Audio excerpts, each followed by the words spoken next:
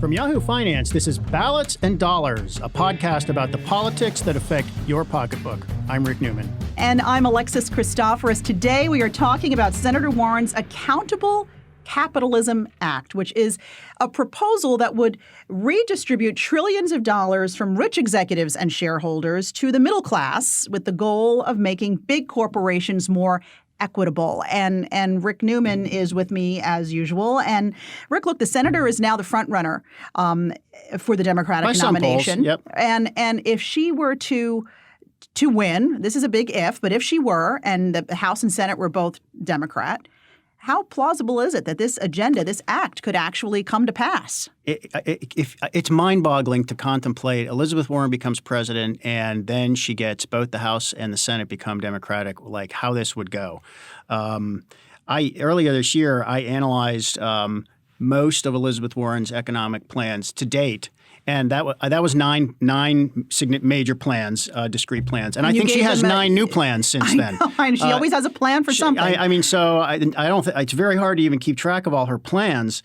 But it is really interesting. It is really interesting to think, like, what if she actually was able to put some of this in place? So this is there's actually legislation that she sponsors. I think she's written it, and she also has a co-sponsor in the House called the Accountable Capitalism Act.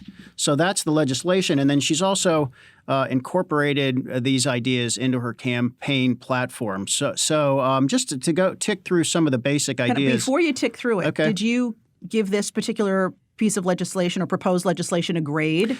Not when I did this before because she hadn't presented it yet, but I did pieces of it that she had presented.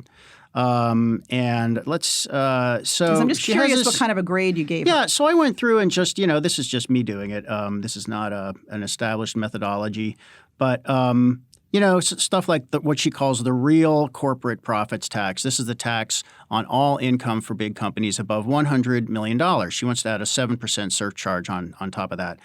I gave that a B grade. I think that was probably charitable. Her idea is that there are so many holes in the tax system and corporations find so many ways to wriggle out of taxes that we need to do these across the board, like tax surtaxes. That's the same concept behind her wealth tax for individuals. So the counter argument to that is, why don't you just fix the tax code? Right. I mean, instead of she's sort of saying the tax code is kind of hopeless, so we have to put these other surcharges on top of the tax code.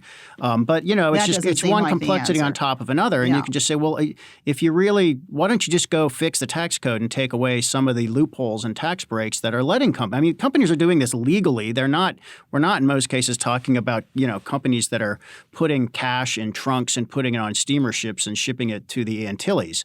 We're talking about they're just legally, they're entitled to these tax breaks, so they do them. The one thing I did look at before was this idea of where is it here? First of all, she wants to make CEOs criminally liable for crimes that take place within their companies. And this dates back to probably the 2008 it sure does. Great Recession. Yes. And that's because she says, you know what? Nobody ever went to jail. No CEOs ever went to jail for the financial wipeout that basically ruined the economy. There was one guy who went to jail, Angelo Mazzillo of Countrywide. He did go to jail. But the big bank CEOs did not really go to jail. And, she's kind of outraged about that. Another thing she wants to do is give workers more of a say in how their companies are run. So one way you could do that is you could require that companies have worker representatives on their board of directors. So that sounds like a lot of unions. It sounds like you would have to have a union representative sit on the board of your company. Or if you're not a union, not all companies are unionized, right. But you'd have to figure out how she wants them to be. She probably does. And by the way, she has come out in support of the UAW striking against GM. So you'd have to figure out in some companies, like how would we do that here at Verizon Media? How would it be unionized workers or would it be some white collar worker group? I think you would just have to form the group. Right. You just have to create the structure. But I think that's part of the point with everything, and it's one of the drawbacks for everything she wants to do is she wants to just create new structure on top of old structure, and just create more compliance organizations and more levels of regulation. But then doesn't that at some point just tie the hands of those who have to make decisions at these companies in order for them to be nimble, right? I mean, because our capitalism is built on the idea that these companies exist for profit. Yes. And it sounds like what she's trying to do would actually hinder the ability for them to do that. So let's take an example of that from her Accountable Capitalism Act. She wants to require large American companies, and I guess there would probably be either a market cap or a revenue threshold that if you're above this size, that you have to get a federal charter as a U.S. corporation. It's every company with revenue of more than $1 billion, right, which is a lot of companies. That's a lot of companies. Yeah. They'd have to obtain a new federal charter. Now all of these companies are chartered, but they're all chartered in a state, and most of them are chartered in Delaware because Delaware has the most lax regulations, and it's easiest to file in Delaware. But they are governed by states. I mean, in many ways. I mean, states. If you're an insurance company, every state has an insurance regulator.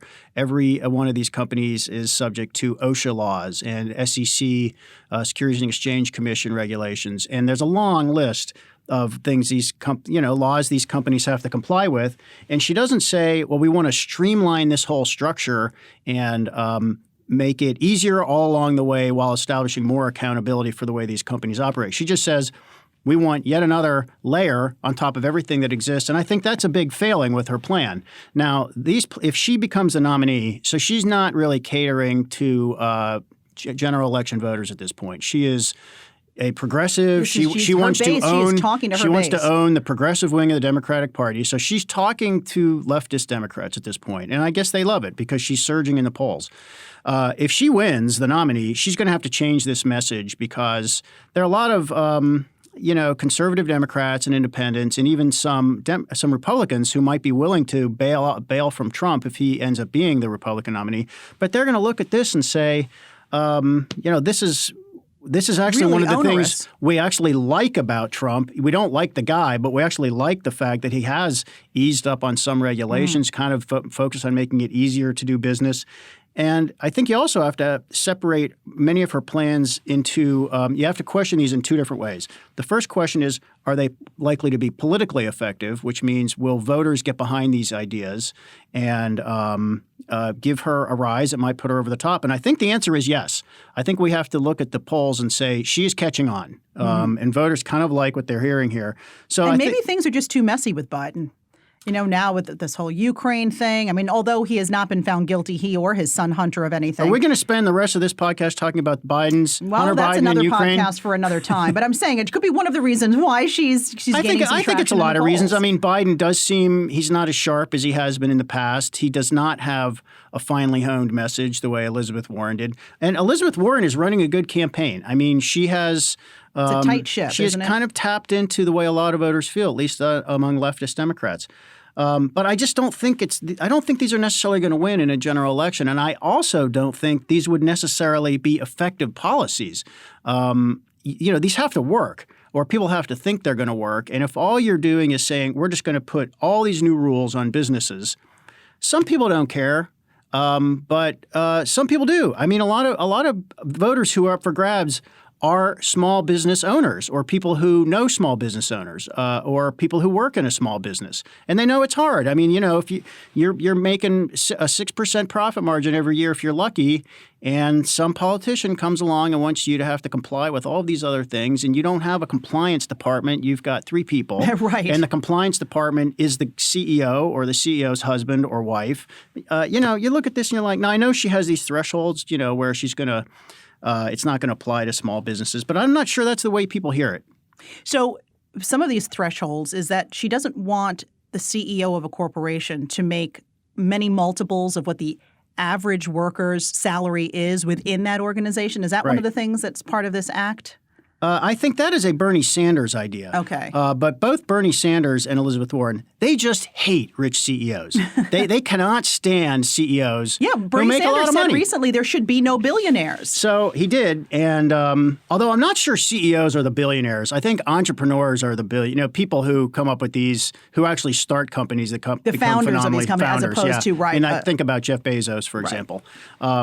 But so what Bernie Sanders wants to do is he wants every company to have to report what its CEO earns relative to the median pay within that company. And if it's above a multiple of 50, then the company would actually have to pay a higher tax rate when it pays its taxes to the federal government. Oh, I think there'd be a lot of companies paying that tax. Oh, there would be tons. I mean, I think the average is close to 300 to 1. Oh, sure. And Bernie's threshold is 50 to 1. So that means if the CEO earns more than 50 times what the median worker in that company pays, then you'd be subject to this new tax.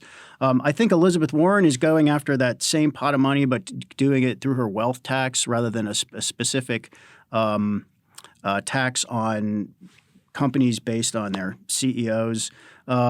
Do you start to squash people's incentive to be an entrepreneur? We've talked about this when it comes to healthcare, right?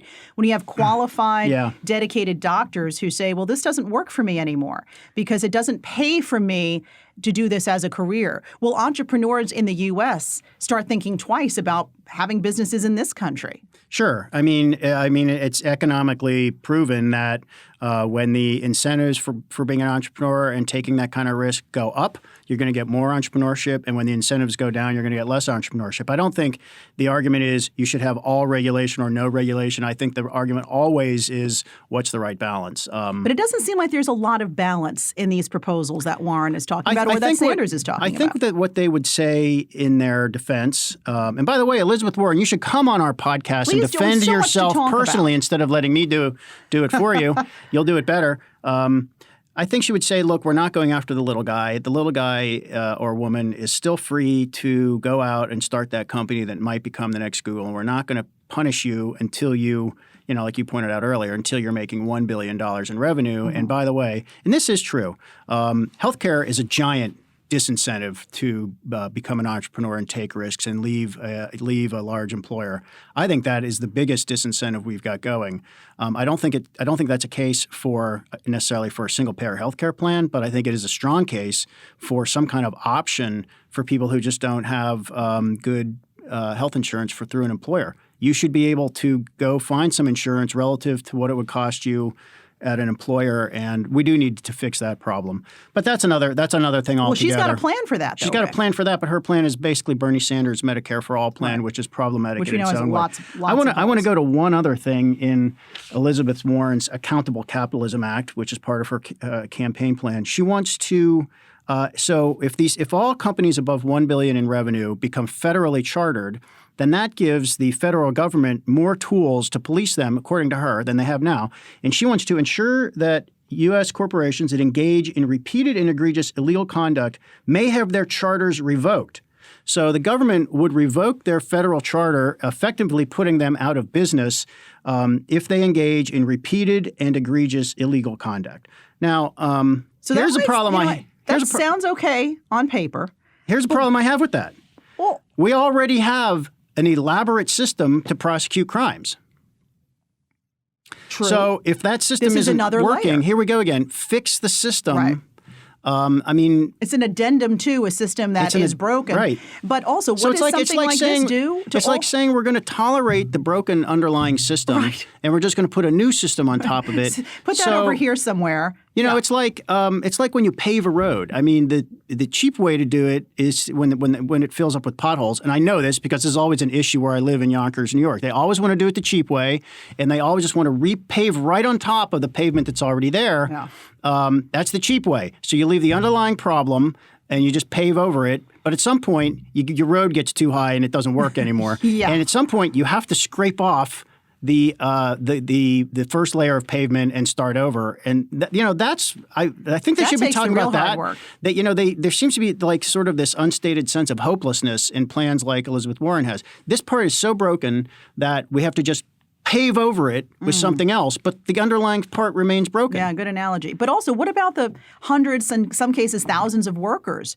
who could just be put out of a job because your charter doesn't work anymore, so your company is being shut down? Great question. I mean, there's a domino effect here, and it's not just going to affect her 1% that she keeps talking about. So now you know what Mitt Romney meant in 2016 when he said corporations are people, friend.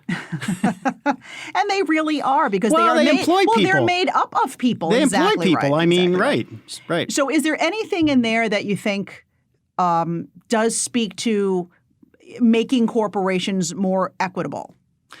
In a realistic kind of way. I don't feel like there's much in here that is realistic, and but there's cynicism on both sides of this issue. So profits are supposed to be wicked, according to some on the extreme left, right? Yes, immoral and right, wicked right. it is to make profits for your company. Yeah, and these are people who never have worked in a socialist utopia where there's no incentive to work. If you can't make money, you haven't worked in there's no incentive utopia, to work. Rick? I have not yet. No. I hope I never do. Honestly, I'm with you.